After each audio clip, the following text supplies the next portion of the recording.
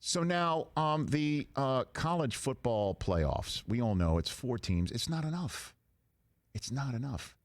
And I keep saying we can do this. We can do this. The this being more than 4. And whenever I say more than 4, people say maybe 6. Maybe 6. The first 2 teams get a bye, and then there's another college football playoff where they're just 4 teams, and then the winners advance to take on the teams that bye. No. At least 8. And now I'm seeing Pete Thamel of Yahoo Sports say that there may be such a monster shortfall in terms of dollars because of COVID-19 potentially knocking out a portion, if not the majority, or heaven forbid, all of a college football season, that there's already a conversation about how quickly can we make this deficit back? With a college football playoff that is expanded to maybe 16 teams. Now, if it's 12, then, you've got to get a bye for the top 4, and then the next 8 play each other, and then off you go. But if you do 16, you could have the Power 5 champions get through, and then 11 at large. So you would create like a selection committee similar to what is going on in basketball, where everybody gets together and you look at the schedule, see who's lost to whom, who's beaten whom. You put it all out there. If you've won the Big Sky or if you've won Conference USA, is that better if you have a championship in a, if you will, big, Power 5 conference? You do have that championship in your back pocket. Is that better if you have one loss than, say, a 3-loss big Power 5 team like, say, my alma mater? And the reason why I bring up my alma mater is because in Michigan last year, Michigan wound up 14th in the college football playoff rankings after all the conference championship games.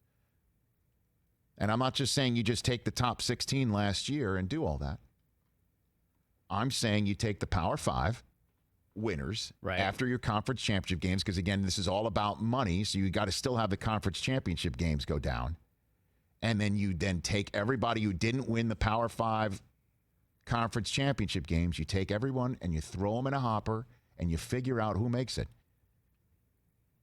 And a 2-loss Florida, who lost to only big-time SEC opponents last year. Auburn lost to LSU, Florida, and Georgia. They have 3 losses. Do they make it over a 2-loss Penn State, who lost to Minnesota?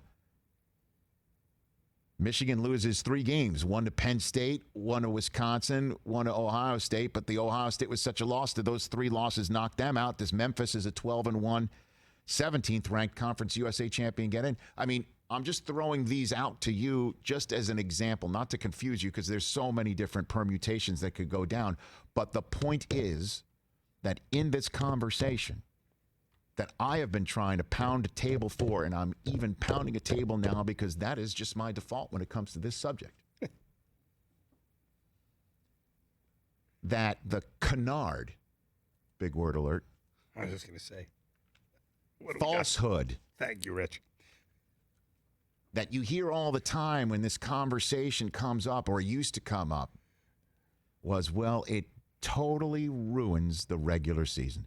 The thing people love the most about college football is the 4.5-hour games. Oh, I'm sorry. No, that's wrong. The thing they love most about college football is the sort of win or go home feel of every game.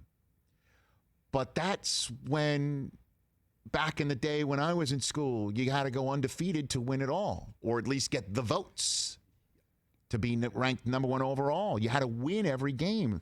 That's ridiculous now. You can't win every game. It's so rare to win every game, even though I know that we had, LSU win every game, but that's so rare.